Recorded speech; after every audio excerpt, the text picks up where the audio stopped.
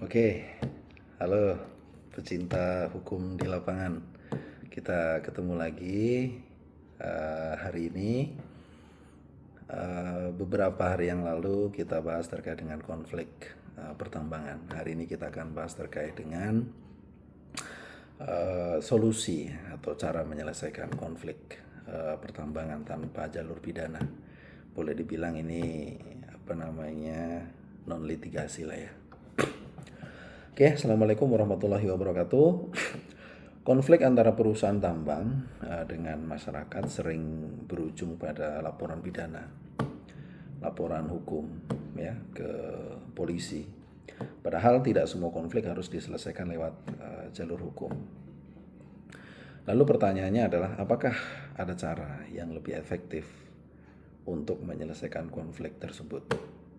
Saya Kawali dan ini channel hukum di lapangan.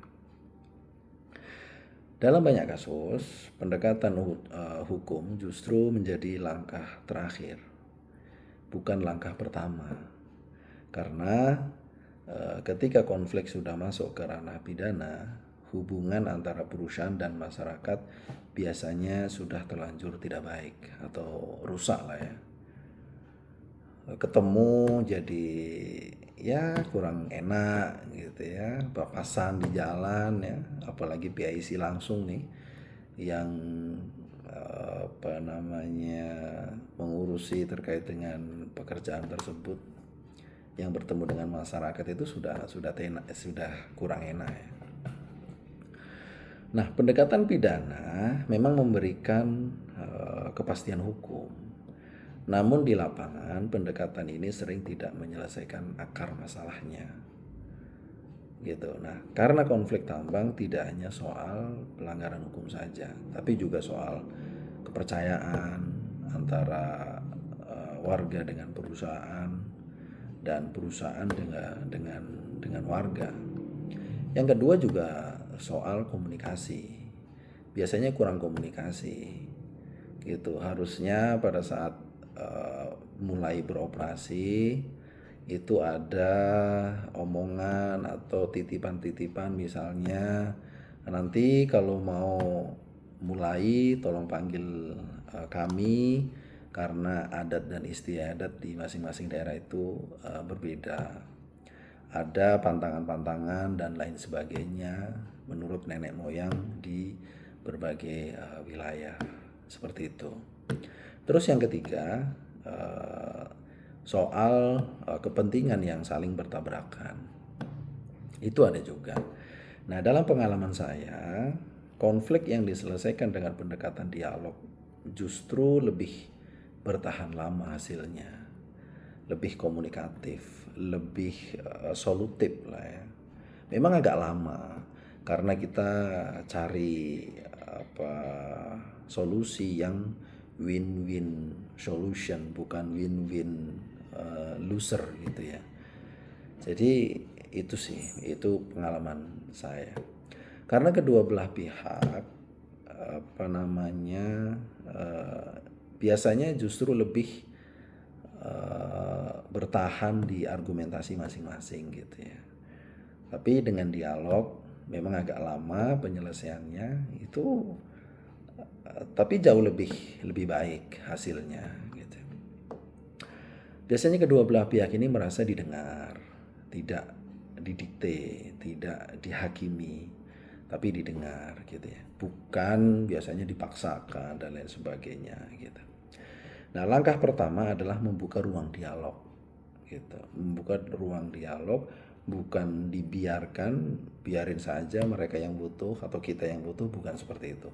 Tapi masalah itu harus diurai satu persatu gitu ya. Kalau menurut Albert Einstein itu, ketika porsi penyelesaian masalah itu 100%, maka 5% saja yang dikerahkan untuk memikirkan masalahnya.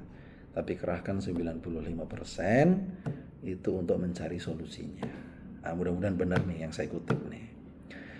Nah, seringkali yang dibutuhkan masyarakat bukan hanya terkait dengan kompensasi, bukan terkait dengan pembayaran jual beli lahan dan lain sebagainya, Tapi sebetulnya ada di atas itu, yaitu sebuah pengakuan ya.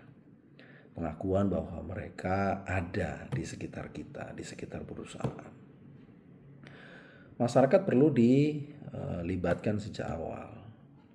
Bukan hanya sebagai objek, tapi sebagai bagian dari proses berjalannya operasional perusahaan. Ini penting untuk membangun rasa memiliki, bukan sekedar menerima saja. Nah, pendekatan seperti ini, mediasi dan negosiasi itu menjadi sangat penting karena memberikan ruang dan bagi solusi yang lebih fleksibel, lebih santai, lebih kekeluargaan. Ya, tentunya ujungnya adalah saling menguntungkan. Kepercayaan tidak dibangun dalam satu hari. Perusahaan harus konsisten dalam komitmennya. Karena sekali kepercayaan hilang, itu akan sangat sulit untuk membangunnya kembali. Nah, menurut saya, konflik tambang tidak bisa diselesaikan hanya dengan pendekatan hukum. Dibutuhkan pendekatan yang lebih manusiawi, yang memahami bahwa di balik konflik ada kepentingan dan harapan dari kedua belah pihak. Nah, menurut Anda, mana yang lebih efektif dalam menyelesaikan konflik, jalur hukum atau dialog? Silahkan tulis pendapat Anda di kolom komentar channel Hukum di Lapangan. Nah, terima kasih sudah menonton. Jangan lupa subscribe, like, dan tentunya adalah di-share ke kawan-kawan. Oke, terima kasih. Karena hukum bukan hanya tentang aturan, tapi juga tentang bagaimana kita memahaminya dalam kehidupan nyata. Waalaikumsalam warahmatullahi wabarakatuh.